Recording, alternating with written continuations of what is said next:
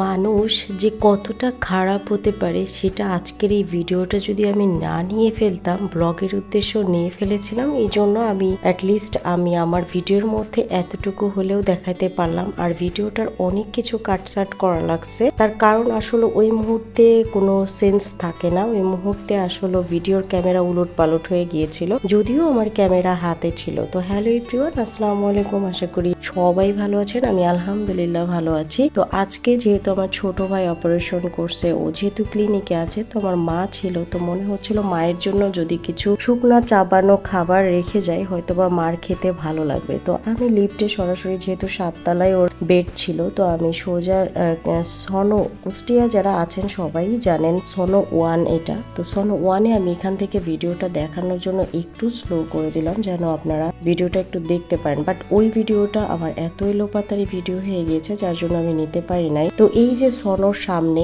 এই দুজন ব্যক্তিকে সবাই কম বেশি চেনে কুষ্টিয়া প্রপারে। তো এইখানে এরা দুজন কিন্তু আমি সবসময়ের জন্যই দেখি, বা আরেকটা মামাও বসে। তো এইখান থেকে যখন আমি এই ছোলা বুট তারপর হচ্ছে ঝুড়ি ভাজা এগুলা নিচ্ছিলাম যে মার জন্য একটু নিয়ে দিই। বাট আপনারা মানে জায়গাটা দেখে রাখেন যে এই জায়গাটা কিন্তু সনোর একদমই কাছে, মানে গেটের সিঁড়ির কাছে এরা দুইজন চুপটি করে বসে বিক্রি করছে। বাট এটা কিন্তু না, রাস্তার উপর নাই। কিন্তু আমি যখন এখান থেকে এই যে এটা নিচ্ছিলাম, এই মুহূর্তে একটা অ্যাম্বুলেন্স এসে, আপনারা মানে অবাক করা ঘটনা যে অ্যাম্বুলেন্সটা এসে, এটা ছনো বা কি কাদের অ্যাম্বুলেন্স আমি আদৌ জানি না, ওরা এসে মানে এই দুজনের এটাকে একদম বাধাই দিছে, এন্ড আমার পায়ের উপরেও বাধাই দিচ্ছিল, এরকম একটা অবস্থা। বাট ওনার রোডের উপর গাড়ি অ্যাম্বুলেন্স রাখুক বা না রাখুক, একটা মানুষের তো অন্তত এতটুকু বিচার বুদ্ধি থাকে যে যেটা আমরা একটা দুজন মানুষ এখানে বসে আছে, বাট উনি কোন আক্কেলে বা এমন ঝাড়ি দিচ্ছে, মনে হচ্ছে যে উনি